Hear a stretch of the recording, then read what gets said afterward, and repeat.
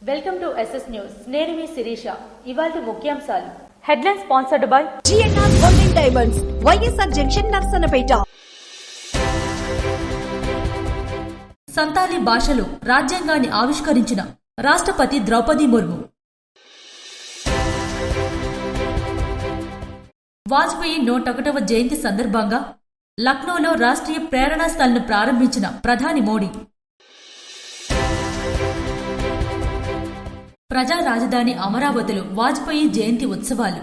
అమరావతిలో నూతనంగా నిర్మిస్తున్న 15 అడుగుల వాజ్పేయి విగ్రహాన్ని ఆవిష్కరించిన ముఖ్యమంత్రి చంద్రబాబు, కేంద్ర వ్యవసాయ శాఖ మంత్రి శివరాజ్ సింగ్ చౌహాన్.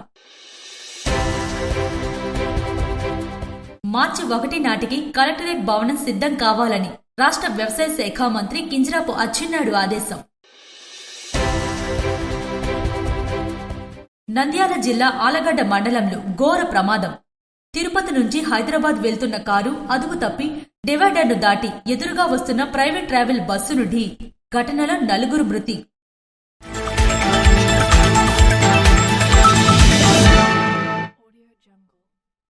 సంధ్యాలి భాషలో రాజ్యాంగాన్ని ఆవిష్కరించిన రాష్ట్రపతి ద్రౌపది ముర్ము. దేశ రాజధాని ఢిల్లీలోని రాష్ట్రపతి భవన్లో గురువారం జరిగిన ఓ కార్యక్రమంలో రాష్ట్రపతి ద్రౌపది ముర్ము సంతాలి భాషలో భారత రాజ్యాంగాన్ని ఆవిష్కరించారు. దేశంలో మనుగడలో ఉన్న అత్యంత ప్రాచీన భాషల్లో ఒకటైన సంతాలీని 2003లో 92వ రాజ్యాంగ సవరణ ద్వారా 8వ షెడ్యూల్లో చేర్చారు. జార్ఖండ్, ఒడిశా, పశ్చిమ బెంగాల్, బీహార్ రాష్ట్రాల్లో పెద్ద సంఖ్యలో గిరిజనులు ఈ భాషను మాట్లాడుతారు. ఈ సందర్భంగా రాష్ట్రపతి ద్రౌపది ముర్ము మాట్లాడుతూ ఓల్ చికి లిపిలో రాజ్యాంగం అందుబాటులోకి రావడం సందాలి ప్రజలకు గర్వకారణం. ఇది తమ భాషలోనే రాజ్యాంగాన్ని చదివి అర్థం చేసుకునే అవకాశం కల్పిస్తుందని పేర్కొన్నారు. సందాలి భాషలో రాజ్యాంగాన్ని తీసుకొచ్చేందుకు కృషి చేసిన కేంద్ర న్యాయశాఖ మంత్రి అర్జున్ రామ్ మేఘాల్ బృందాన్ని రాష్ట్రపతి అభినందించారు. ఈ కార్యక్రమంలో ఉపరాష్ట్రపతి సిపి రాధాకృష్ణన్ తదితరులు పాల్గొన్నారు. వాజ్పేయి 101వ జయంతి సందర్భంగా లక్నోలో రాష్ట్రీయ ప్రేరణా స్థలంను ప్రధానమంత్రి మోడీ ప్రారంభించారు. జమ్మూ కాశ్మీర్కు ప్రత్యేక ప్రతిపత్తిని కల్పించే ఆర్టికల్ 370 అనే గోడను కూల్చేయడాన్ని భాజపా గర్వకారణంగా భావిస్తుందని ప్రధానమంత్రి నరేంద్ర మోడీ స్పష్టం చేశారు. వారసత్వ రాజకీయాలు చేసే కాంగ్రెస్ పార్టీలో ఒక కుటుంబాన్నే కీర్తించడం దారుణమని వ్యాఖ్యానించారు. మాజీ ప్రధాని వాజ్పేయి 101వ జయంతి సందర్భంగా గురువారం ఆయన ఉత్తరప్రదేశ్ రాజధాని లక్నోలో రాష్ట్రీయ ప్రేరణా స్థలంను ప్రారంభించారు. 65 ఎకరాల్లో 230 కోట్లతో నిర్మించిన ఈ జాతీయ స్మారకంలో శ్యాంప్రసాద్ ముఖర్జీ, దీనదయాళ్ ఉపాధ్యాయ, వాజ్పేయిల విగ్రహాలను ఆవిష్కరించారు. కమలం ఆకారంలో నిర్మించిన మ్యూజియాన్ని ప్రారంభించి దానిని తిలకించారు. అనంతరం ఏర్పాటు చేసిన కార్యక్రమంలో ప్రసంగించారు. ఆర్టికల్ 370 అనే గోడను కూల్చే అవకాశం మా ప్రభుత్వానికి రావడం భాజపా గర్వకారణంగా భావిస్తుందన్నారు. ఆర్టికల్ 370 అనే గోడను కూల్చే అవకాశం మా ప్రభుత్వానికి రావడాన్ని భాజపా గర్వకారణంగా భావిస్తుందన్నారు. जिन्होंने भारत में 2 विधान, 2 निशान और 2 प्रधान के विधान को खारिज कर दिया था। आजादी के बाद भी जम्मू कश्मीर में ये व्यवस्था भारत की अखंडता के लिए बहुत बड़ी चुनौती थी। भाजपा को गर्व है कि हमारी सरकार को आर्टिकल 370 की दीवार गिराने का अवसर मिला। आज भारत का संविधान जम्मू कश्मीर में भी पूरी तरह लागू है. 2 రాజ్యాంగాలను, 2 జెండాలను, 2 ప్రధాన మంత్రులను శ్యాంప్రసాద్ ముఖర్జీ వ్యతిరేకించారు. అదే స్ఫూర్తితో మేం ఆర్టికల్ 370ని రద్దు చేయడం వల్ల జమ్మూ కాశ్మీర్లోనూ భారత రాజ్యాంగం అమలవుతుందని ప్రధాని పేర్కొన్నారు. భాజపా నేతృత్వంలో ఎన్డీఏ ఆవిష్కరించిన సుపరిపాలన కేంద్ర రాష్ట్ర స్థాయిల్లో సరికొత్త శిఖరాలను చేరుకుందని తెలిపారు. స్వాతంత్ర్యం వచ్చిన తరువాత సాధించిన ప్రతి విజయాన్ని ఒకే కుటుంబానికి ఆపాదిస్తూ వచ్చిన సంస్కృతిని మనం మర్చిపోకూడదని గుర్తు చేశారు. భారత రత్నాలైన వాజ్పేయి, మదన్ మోహన్ మాలవీయులు దేశ అస్తిత్వాన్ని, ఐక్యతను, గౌరవాన్ని కాపాడారని, జాతీయ నిర్మాణంలో వారు చెరగని ముద్ర వేశారని కొనియాడారు. 25 दिसंबर का ये दिन देश की 2 महान विभूतियों के जन्म का अद्भुत सुयोग लेकर भी आता है. भारत रत्न अटल बिहारी वाजपेयी जी, भारत रत्न महामना मदन मोहन मालवीय जी, इन दोनों महापुरुषों ने भारत की अस्मिता, एकता और गौरव की रक्षा की और राष्ट्र निर्माण में अपनी अमिट छाप छोड़ी। मैं महामना मालवीय जी, अटल जी और महाराजा बिजली पासी को श्रद्धापूर्वक नमन करता हूं, उनका वंदन करता हूं। साथियों, थोड़ी देर पहले मुझे यहां राष्ट्र प्रेरणा स्थल का लोकार्पण करने का सौभाग्य मिला है। ये राष्ट्र प्रेरणा स्थल उस सोच का प्रतीक है जिसने भारत को आत्मसम्मान, एकता और सेवा का मार्ग दिखाया है। గురువారం వాజ్పేయి మలవీయ బిజిలీ పసీల జయంతి కావడంతో వారికి ప్రధాని నివాళులర్పించారు. మాజీ ప్రధాని వాజ్పేయి 101వ జయంతి సందర్భంగా ప్రధాని మోడీ, రాష్ట్రపతి ద్రౌపది ముర్ము, ఉపరాష్ట్రపతి సిపి రాధాకృష్ణన్ గురువారం ఢిల్లీలో నివాళులర్పించారు. వాజ్పేయి స్మారక చిహ్నం సదైవ్ అటల్ వద్ద ఏర్పాటు చేసిన ప్రార్థన కార్యక్రమంలో వారు పాల్గొన్నారు. ఇంకా కేంద్ర హోంమంత్రి అమిత్ షా, మాజీ ఉపరాష్ట్రపతి వెంకయ్యనాయుడు తదితరులు పాల్గొన్నారు. దేశ రాజధానిలోని 11 ఎకరాల పార్కుకు అటల్ బిహారీ వాజ్పేయి సద్భావన ఉద్యాన్గా పేరు పెట్టారు. అమరావతిలో నూతనంగా నిర్మిస్తున్న 15 అడుగుల వాజ్పేయి విగ్రహాన్ని ముఖ్యమంత్రి చంద్రబాబు, కేంద్ర వ్యవసాయ శాఖ మంత్రి శివరాజ్ సింగ్ చౌహాన్తో కలిసి ఆవిష్కరించారు. భారతదేశం గర్వించే నాయకుడు, యుగ పురుషుడు అటల్ బిహారీ వాజ్పేయి. ప్రజా రాజధాని అమరావతిలో ఆయన జయంతి ఉత్సవాలు జరపడం సంతోషంగా ఉంది. భారతదేశం ఉన్నంత వరకు భారతీయ గుండెల్లో వాజ్పేయి చిరస్థాయిగా నిలిచిపోతారని ముఖ్యమంత్రి చంద్రబాబు సుపరిపాలన దినోత్సవం, అటల్ మోదీ సుపరిపాలన యాత్ర ముగింపు సందర్భంగా అమరావతిలోని వెంకటరాయపాలెంలో నూతనంగా నిర్మిస్తున్న అటల్ బి శృతివనంలో 15 అడుగుల వాజ్పేయి విగ్రహాన్ని ముఖ్యమంత్రి చంద్రబాబు, కేంద్ర వ్యవసాయ శాఖ మంత్రి శివరాజ్ సింగ్ చౌహాన్తో కలిసి గురువారం ఆవిష్కరించారు. మొక్కలు నాటి వాజ్పేయి జీవిత చరిత్ర చిత్ర ప్రదర్శన తిలకించారు. పోస్టల్ స్టాంప్ ఆవిష్కరించారు. బహిరంగ సభలో ముఖ్యమంత్రి మాట్లాడుతూ, వాజ్పేయి, ఎన్టీఆర్ నాకు స్ఫూర్తి.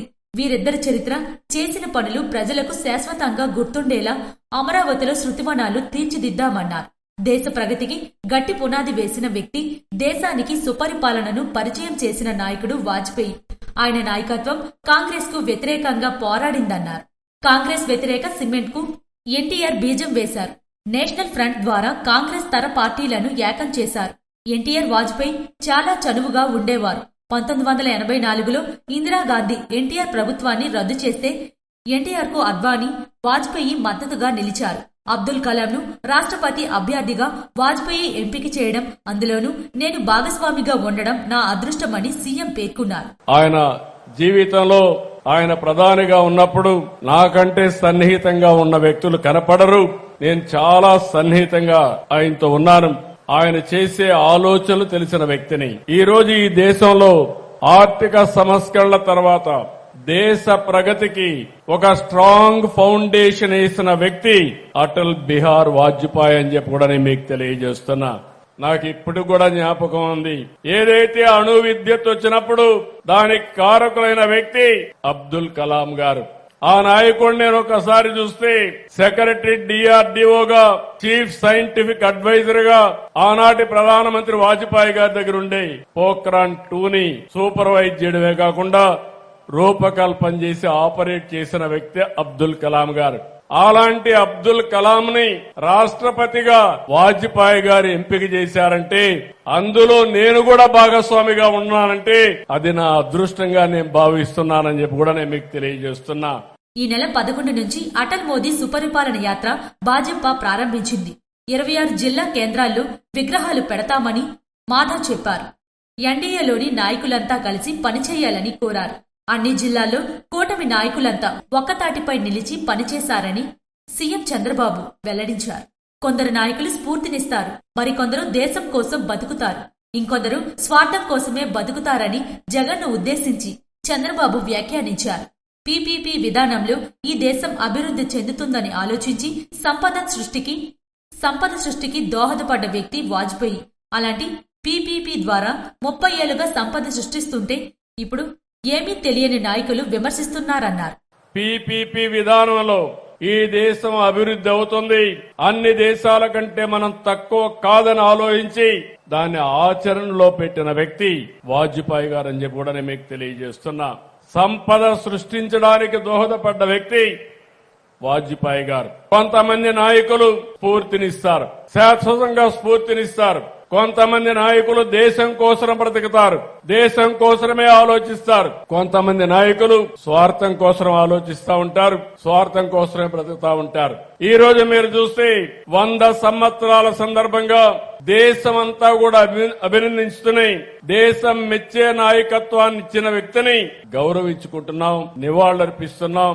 నాకు ఏమాత్రం అనుమానం లేదు, భారతదేశం ఉన్నంత వరకు భారతీయుల గుండెల్లో చిరస్థాయిగా ఉండబోయే వ్యక్తి ఉన్న వ్యక్తి వాజ్పేయి గారని చెప్పి మరొకసారి తెలియజేస్తున్నా. వైద్య కళాశాలలు, ఆసుపత్రులు నిర్మించి మెరుగైన సేవలు అందించాలని, సంపద సృష్టించి ఉద్యోగాలు కల్పించేందుకు పీపీపీ వయబిలిటీ మోడల్ తెస్తే దాన్ని వ్యతిరేకిస్తూ ప్రైవేటీలకు అప్పగిస్తున్నారని ప్రచారం చేస్తున్నారు. మీరు కాలేజీలు కడితే మేము జైల్లో పెడతామని బెదిరిస్తున్నారు. వాజ్పేయి లాంటి ఉన్నత వ్యక్తులతో రాజకీయం చేసిన నేను ఇప్పుడు చిల్లర వ్యక్తులతో రాజకీయాలు చేయాల్సి రావడం బాధగా ఉందన్నారు. మరిన్ని అడ్డంకులు సృష్టించిన ఈ అభివృద్ధి యాత్ర ఆగదన్నారు. ప్రజల కోసం అనునిత్యం పనిచేస్తానని వెల్లడించారు. మీ జీవితాలకు వెలుగునిచ్చే విధానాలు తెస్తామని ముఖ్యమంత్రి స్పష్టం చేశారు. నవతి ప్రత్యేక డిపాజిట్ పథకాన్ని మంత్రి కింజరాపు అచ్చెన్నాయుడు లాంఛనంగా ప్రారంభించారు. జిల్లా కేంద్ర సహకార బ్యాంకు లిమిటెడ్ స్థాపించి 89 సంవత్సరాలు పూర్తి చేసుకుని 90వ సంవత్సరంలోకి ప్రవేశిస్తున్న సందర్భంగా నూతనంగా ప్రవేశపెట్టిన నవతి ప్రత్యేక డిపాజిట్ పథకంను ప్రజలు సద్వినియోగం చేసుకోవాలని రాష్ట్ర వ్యవసాయ శాఖ మంత్రి కింజరాపు అచ్చెన్నాయుడు పిలుపునిచ్చారు. ఈ పథకాన్ని గురువారం నిమ్మాడ క్యాంపు కార్యాలయంలో ఆయన లాంఛనంగా ప్రారంభించారు. 900 రోజులు కాల పరిమితితో అమలు చేస్తున్న ఈ పథకంలో సీనియర్ సిటిజన్లకు 9%, ఇతరులకు 9.5% వడ్డీ చెల్లించనున్నట్లు బ్యాంక్ అధికారులు తెలిపారు. ఈ సందర్భంగా మంత్రి మాట్లాడుతూ డీసీసీబీ 89 సంవత్సరాలుగా ఖాతాదారులకు విశ్వసనీయ సేవలు అందించడం అభినందనీయమన్నారు. రైతుల సంక్షేమం కోసం ప్రభుత్వం కట్టుబడి ఉందని, రైతుల సంక్షేమమే ప్రభుత్వ ప్రధాన లక్ష్యమన్నారు. ఆ లక్ష్య సాధనలో జిల్లా కేంద్ర సహకార బ్యాంకులు కీలక పాత్ర పోషించాలని సూచించారు. 89 సంవత్సరాల సుదీర్ఘ సేవలు అనుభవంతో డీసీసీబీ ఖాతాదారుల విశ్వాసాన్ని నిలబెట్టుకుంటూ నవతి ప్రత్యేక డిపాజిట్ పథకం ద్వారా ప్రజలకు అధిక వడ్డీ రేటుతో మేలు చేస్తుందని, సీనియర్ సిటిజన్లకు 9% వడ్డీ అందించడం అభినందనీయమైన విషయమన్నారు. రైతులు, ప్రజలు, ఖాతాదారులు ఈ అవకాశాన్ని సద్వినియోగం చేసుకోవాలని కోరారు. బ్యాంకింగ్ సేవలు మరింత పారదర్శకంగా, వేగవంతంగా అందేలా ప్రభుత్వం అన్ని విధాలా సహకరిస్తుందన్నారు. రైతులకు రుణాలు మంజూరులో ఎలాంటి ఆలస్యం లేకుండా బ్యాంకులు బాధ్యతతో పనిచేయాలని సూచించారు. ఈ కార్యక్రమంలో DCCB chairman S Suryanarayana, bank ఉద్యోగులు సత్యనారాయణ, వరప్రసాద్, జగదీష్ తదితరులు పాల్గొన్నారు. ఏపీలో కేంద్ర వ్యవసాయ వర్సిటీపై కేంద్ర మంత్రి శివరాజ్ సింగ్ కు సీఎం చంద్రబాబు వినతి అందించారు. విభజన చట్టంలో ఇచ్చిన హామీకి అనుగుణంగా రాష్ట్రంలో కేంద్ర వ్యవసాయ విశ్వవిద్యాలయం ఏర్పాటు చేయాలని ముఖ్యమంత్రి చంద్రబాబు కేంద్రాన్ని కోరారు. దీనికి సంబంధించి 2585 కోట్ల అంచనాలతో డీపీఆర్ కూడా వ్యవసాయ పరిశోధన, విద్యా విభాగానికి అందించామని చెప్పారు. కేంద్ర వ్యవసాయ శాఖ మంత్రి శివరాజ్ సింగ్ చౌహాన్ అమరావతిలో సీఎం క్యాంపు కార్యాలయానికి వచ్చారు. ఈ సందర్భంగా కేంద్ర సంస్థలను రాష్ట్రంలో ఏర్పాటు చేయాలని, కేంద్ర ప్రయోజిత పథకాల కింద అధిక మొత్తంలో నిధులు కేటాయించాలని ముఖ్యమంత్రి చంద్రబాబు ఆయనకు వినతిపత్రం అందించారు. రాష్ట్రంలో పంచసూత్రాల అమలుతో వ్యవసాయ అనుబంధ రంగాల్లో 10.70% వృద్ధి నమోదు చేశామని చెప్పారు. నీటి భద్రత, డిమాండ్ ఆధారిత పంటలు, ఫుడ్ ప్రాసెసింగ్, అగ్రిటెక్, ప్రభుత్వ మద్దతుపై ప్రధానంగా దృష్టి సారించామన్నారు. అంతకుముందు కేంద్ర మంత్రి శివరాజ్ సింగ్ ఉండవల్లి నివాసంలో సీఎం చంద్రబాబుతో మర్యాదపూర్వకంగా భేటీ అయ్యారు. సీఎం ఆయనకు సాదరంగా స్వాగతం పలికారు. పుష్పగుచ్చం అందజేసి శాలువతో సత్కరించారు. తిరుపతిలో నిర్వహించిన భారతీయ విజ్ఞాన సమ్మేళనంలో సీఎం చంద్రబాబు మరియు కేంద్ర మంత్రి రాజ్నాథ్ సింగ్ పాల్గొన్నారు. స్పైడర్ మ్యాన్ వంటి సూపర్ హీరోల కంటే మన పురాణాల గురించి పిల్లలకు చెప్పాలని ఏపీ సీఎం చంద్రబాబు అన్నారు. సూపర్ మ్యాన్ కంటే మన హనుమంతుడు గొప్పవాడని, బ్యాట్మ్యాన్, ఐరన్ మ్యాన్ కంటే అర్జునుడు గొప్ప యోధుడనే విషయాలను వివరించాలని చెప్పారు. రాముడిని మించిన పురుషోత్తముడు ప్రపంచంలో ఎవరూ లేరని, రాజ్యాంగం గురించి తెలపాలన్నారు. తిరుపతిలో నిర్వహించిన భారతీయ విజ్ఞాన సమ్మేళనంలో సీఎం మాట్లాడారు. అవతార్ సినిమా కంటే భారతం, రామాయణం గొప్పవని, పిల్లలకు చెప్పాల్సిన బాధ్యత మనపై ఉందని చంద్రబాబు పేర్కొన్నారు. ఎవరు మంచివాళ్ళో ఎవరు చెడ్డవాళ్ళో చెప్పగలిగారని సూచించారు. దీనివల్ల పిల్లలకు మంచి చెడుల మధ్య వ్యత్యాసాలు తెలుస్తాయన్నారు. ప్రజలు పురాణాల గురించి మర్చిపోయే సమయంలో ఎన్టీఆర్ ఎన్నో పురాణ గాథలతో కూడిన సినిమాలు చేశారని గుర్తు చేశారు. వాటి ద్వారా చైతన్యం తెచ్చిన గొప్ప నాయకుడు ఆయన అని కొనియాడారు. దేశాభివృద్ధికి మాజీ ప్రధాని వాజ్పేయి గతంలో పునాదులు వేశారని, ఇప్పుడు ప్రధాని మోడీ అద్భుతంగా అభివృద్ధి చేస్తున్నారని చెప్పారు. మన దేశం భారతీయత గురించి చర్చించేందుకు భారత విజ్ఞాన సమ్మేళనం మంచి వేదికన్నారు. సంస్కృతి సాంప్రదాయాలను నిలబెడుతూ దేశాభివృద్ధి కోసం ఆర్ఎస్ఎస్ చీఫ్ మోహన్ భాగవత్ కృషి చేస్తున్నారని చంద్రబాబు కొనియాడారు. మన దేశంలో నాలెడ్జ్లు కొదవలేదు. దేశాభివృద్ధిలో అనేక రంగాలు మిళితమై ఉన్నాయి. 1991లో ఆర్థిక సంస్కరణల తరువాత అత్యంత కీలక మార్పులు చోటు చేసుకున్నాయి. మన దేశంలో ప్రధాని మోడీ నాయకత్వంలో స్థిరమైన ప్రభుత్వం ఉందని అన్నారు. 2038 నాటికి మూడో అతిపెద్ద ఆర్థిక వ్యవస్థగా భారత్ అవతరించనుందన్నారు. 2047 నాటికి ప్రపంచ శక్తిగా ఆవిర్భవిస్తుందన్నారు. మన దేశం పేరు మారుమ్రోగుతుందని సీఎం అన్నారు. గతంలో హైదరాబాద్లో ఐటీని ప్రోత్సహించా. దీంతో ప్రపంచ తెలుగువారు ఎక్కువ వేతనాలు పొందుతున్నారన్నారు. అమరావతిలో క్వాంటమ్ కంప్యూటర్ను ప్రోత్సహిస్తున్నా. విశాఖలో $15 బిలియన్ పెట్టుబడితో గూగుల్ వచ్చిందని సీఎం పేర్కొన్నారు. దశాబ్ద కాలంగా స్టార్టప్లో భారత్ దూసుకెళ్తుందని కేంద్ర మంత్రి జితేంద్ర సింగ్ అన్నారు. స్పేస్ ఎకానమీలో 8వ స్థానానికి చేరుకున్నామని చెప్పారు. ఐటీ టెలికాం రంగాల్లో పెట్టుబడులను సరళతరం చేసినట్లు వివరించారు. భారతీయ విజ్ఞాన సమ్మేళనంలో ఆయన మాట్లాడారు. గ్లోబల్ ఇన్నోవేషన్ ఇండెక్స్ లో 81వ ర్యాంక్ నుంచి 30వ ర్యాంకు చేరుకున్నామని అన్నారు. చంద్రుడిపై ప్రయోగాల్లో భారత్ ఘన విజయాలు సాధించిందన్నారు. రక్షణ రంగం ఎగుమతుల్లో గణనీయ వృద్ధి సాధించామన్నారు. మన బ్రహ్మ క్షిపణులకు ఇప్పుడు ప్రపంచంలో ఎంతో డిమాండ్ ఉందని అన్నారు. ప్రపంచానికి కోవిడ్ వ్యాక్సిన్లు అత్యధికంగా ఎగుమతి చేసిన దేశం భారత్. శాస్త్ర సాంకేతిక రంగాలకు మోదీ హయాంలో బడ్జెట్ పెరిగింది. అంతరిక్ష రంగంలో ప్రైవేట్ పెట్టుబడులను కూడా ప్రోత్సహిస్తున్నామన్నారు. కీలక ఖనిజాల విషయంలో ప్రైవేట్ సంస్థలకు అనుమతి ఇస్తున్నామని జితేంద్ర సింగ్ తెలిపారు. రాజాంలో రోడ్డుపై సంచరిస్తున్న పశువులను మున్సిపల్ కమిషనర్ రామచంద్రరావు విశాఖ గోశాలకు తరలించారు. విజయనగరం జిల్లా రాజాంలో రోడ్డుపై సంచరిస్తున్న పశువులను municipal commissioner Ramachandra Rao, CA Ashok Kumar ఆధ్వర్యంలో సిబ్బంది విశాఖపట్నం గోశాలకు తరలించారు. వాహన ప్రమాదాలకు కారణభూతమవుతున్న రోడ్డుపై సంచరించే పశువులను ఎట్టి పరిస్థితుల్లో ఉపేక్షించబోమని సీఐ కమిషనర్ స్పష్టం చేశారు. పశువులను యజమానులు వాళ్ళ ప్రాంగణంలోనే ఉంచుకోవాలని, రోడ్డుపై వదిలితే తప్పనిసరిగా వాటిని గోశాలకు తరలిస్తామని హెచ్చరించారు. పశువుల యాజమానులకు గతంలోనే హెచ్చరిక నోటీసులు జారీ చేసి ఉన్నామని, మీడియా మాధ్యమాల ద్వారా ప్రకటించి ఉన్నామని తెలిపారు. నంద్యాల జిల్లాలో ఘోర ప్రమాదం జరిగింది. ప్రమాదంలో 4 హైదరాబాద్ వాసులు మృతి చెందారు. జాతీయ రహదారిపై శుక్రవారం తెల్లవారుజామున 3 గంటల ప్రాంతంలో ఘోర ప్రమాదం జరిగింది. నంద్యాల జిల్లా ఆలగడ్డ మండలం నల్లగట్ల బత్తలూరు మధ్య జరిగిన ఈ ఘటనలో 4 మృతి చెందారు. తిరుపతి నుంచి హైదరాబాద్ వెళ్తున్న కారు అదుపు తప్పి డివైడర్ను దాటి ఎదురుగా వస్తున్న ప్రైవేట్ ట్రావెల్ బస్సును ఢీకొట్టింది. కారులో ఉన్న 4 అక్కడికక్కడే మృతి చెందగా మరో 2 తీవ్రంగా గాయపడ్డారు. క్షతగాత్రులను ప్రభుత్వాసుపత్రికి తరలించారు. ప్రైవేట్ బస్సు హైదరాబాద్ నుంచి పుదుచ్చేరికి వెళ్తుంది. బస్సులోని ప్రయాణికులు క్షేమంగా బయటపడ్డారు. వారిని వేరే బస్సులో వారి గమ్యస్థానాలకు తరలించారు. ఆలగడ్డ డీఎస్పీ ప్రమోద్ కుమార్ ఘటనా స్థలాన్ని పరిశీలించారు. మృతులను హైదరాబాద్లోని నిజంపేటకు చెందిన గుండేరావు, శ్రవణ్, నరసింహ, బన్నీగా గుర్తించారు. తంగవానిపేట అభివృద్ధికి సత్వర చర్యలు తీసుకున్నట్లు ఎమ్మెల్యే గొన్నిశంకర్ స్పష్టం చేశారు. నగర కార్పొరేషన్ పరిధిలోని తంగవానిపేట గ్రామ సర్వతోముఖాభివృద్ధికి చిత్తశుద్ధితో కృషి చేస్తామని ఎమ్మెల్యే గొండశంకర్ పేర్కొన్నారు. శుక్రవారం ఆయన గ్రామంలో విస్తృతంగా పర్యటించి స్థానిక సమస్యలను క్షేత్రస్థాయిలో పరిశీలించారు. కూటమి నాయకులు గ్రామస్తులతో కలిసి ప్రతి వీధిని కలియ తిరిగిన ఎమ్మెల్యే ప్రజల అవసరాలను అడిగి తెలుసుకున్నారు.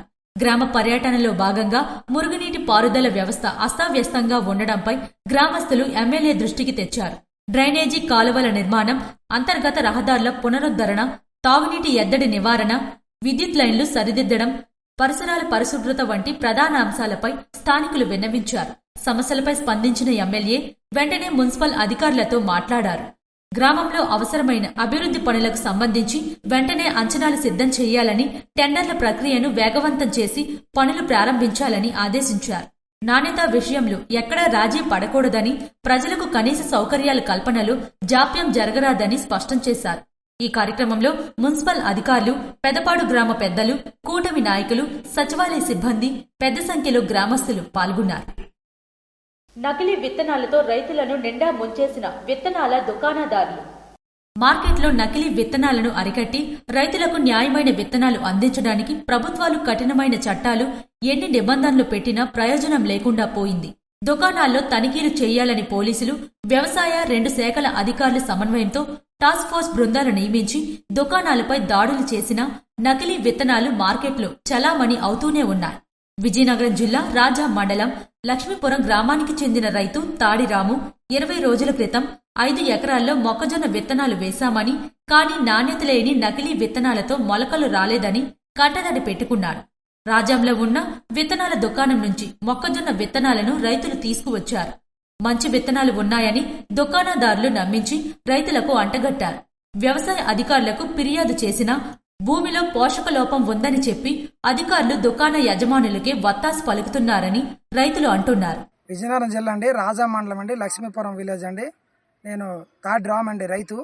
ఇప్పటికి నేటికి 20 సంవత్సరాలు బట్టి మొక్కజొన్న పండిస్తున్నామండి. ఇంతవరకు మొక్కజొన్న మంచి లాభం వచ్చేది, బాగుండేది సార్. ఇప్పుడు కొత్తగా ఈ సంవత్సరము మన రాజాలో లక్ష్మీకాంతం మెడికల్ పురుగుల మందు షాప్ నుంచి మేము విత్తనాలు కొనడం జరిగిందండి. ఈ విత్తనాలు వేసామండి. వేసిన తర్వాత ఏమో మొత్తం డామినేషన్ అయిపోయిందండి. ఒక్క పిక్క కూడా పుట్టలేదు. పుట్టకపోవడం వల్ల మాకు పంట నష్టం 5 ఎకరాలు వేసానండి. ఈ 5 ఎకరాలు కూడా సుమారు 4 నుంచి 5 లక్షల రూపాయల పంట అండి. రైతు కళ్ళంట నెత్తురు వస్తుంది సార్. ఇంతవరకు మేము అలో లక్షలనే పంటలు మొదలు పెట్టాం, గుండలు పెట్టాం, ఈ మందులు కొట్టాం, అన్నీ కూడా పిక్క డామినేషన్ వల్ల ఇంత నష్టం వాటిల్లిందని మేమందరం కూడా కుటుంబం మొత్తం రైతులు అందరం కలిపి లోబోదిగమని ఏడుస్తున్నాం సార్. దీన్ని వెంటనే పరిష్కరించాలని, తగుసరి ఆ షాప్ మీద తగుసరి తీసుకోవాలని కోరుతున్నాం సార్. పెట్టుబడి కోసం ఎకరాకు 30,000 ఖర్చయిందని వారు వాపోతున్నారు. ఇచ్చాపురం మున్సిపాలిటీలో పలు అభివృద్ధి కార్యక్రమాలను ఎమ్మెల్యే బెందాల అశోక్ ప్రారంభించారు. శ్రీకాకుళం జిల్లా ఇచ్చాపురం మున్సిపాలిటీలో నూతనంగా స్థాపిస్తున్న time and target welding institute మరియు సామాజిక ఆసుపత్రులు పోస్టుమార్టం భవనానికి శంకుస్థాపన 12.50 లక్షలతో, నూతన జనరేట్ మరియు 18 లక్షలతో అల్ట్రాసౌండ్ పరికర ప్రారంభోత్సవ కార్యక్రమంలో శాసనసభ్యులు మరియు రాష్ట్ర విప్ బెందాల అశోక్ పాల్గొన్నారు. వారితో పాటు ఈ కార్యక్రమంలో జనసేన ఇన్ఛార్జ్ దాసరి రాజు మరియు కూటమి నాయకులు, కార్యకర్తలు, ఇన్ఛార్జ్ కౌన్సిలర్స్, ఆసుపత్రి సిబ్బంది పాల్గొన్నారు. పాతపట్నం నియోజకవర్గ కేంద్ర కార్యాలయంలో పలువురికి ముఖ్యమంత్రి సహాయనిధి చెక్కులను ఎమ్మెల్యే మామిడి గోవిందరావు పంపిణీ చేశారు. పాతపట్నం నియోజకవర్గం కొత్తూరు మండలంలో గల పలువురు కుటుంబ సభ్యులు అనారోగ్యంతో బాధపడుతూ స్థానిక నాయకుల ద్వారా స్థానిక శాసనసభ్యులు మామిడి గోవిందరావు దృష్టికి తీసుకురాగా వారి కుటుంబాలకు ముఖ్యమంత్రి సహాయనిధి కొరకు సిఫార్సు చేసి ముఖ్యమంత్రి సహాయనిధి నుండి ఆ కుటుంబాలకు 1,05,765 రూపాయలు ఆర్థిక సహాయం అందించారు. అనంతరం ఆయన మాట్లాడుతూ వైద్యపరంగా ఆపదలో ఉన్న వారికి సకాలంలో చికిత్స కోసం అందిస్తున్న నిధులు సద్వినియోగం చేసుకోవాలన్నారు. వివిధ రకాల వ్యాధులకు వైద్యం చేయించుకునే ఆర్థిక స్తోమత లేక ఇబ్బందులు పడుతున్న కుటుంబాలకు సీఎం రిలీఫ్ ఫండ్ ద్వారా ఉదారంగా ఆర్థిక సాయం అందించి అండగా నిలుస్తున్న ప్రభుత్వం ఈ ఎన్డీఏ ప్రభుత్వమని తెలియజేశారు. పార్టీలకు అతీతంగా కేవలం అర్హతే ఆధారంగా సీఎంఆర్ఎఫ్ నిధులు అందిస్తున్నామన్నారు. అలాగే ఈ నియోజకవర్గంలో గత పాలకులు ఏ రోజైనా సీఎం సహాయనిధి కోసం ఒక్క దరఖాస్తు అయినా చేయలేదని నియోజకవర్గ ప్రజలకు గుర్తు చేశారు. ఇవి ఈనాటి వార్తలు. మరిన్ని వార్తలతో మళ్ళీ కలుద్దాం. చూస్తూనే ఉండండి SS న్యూస్.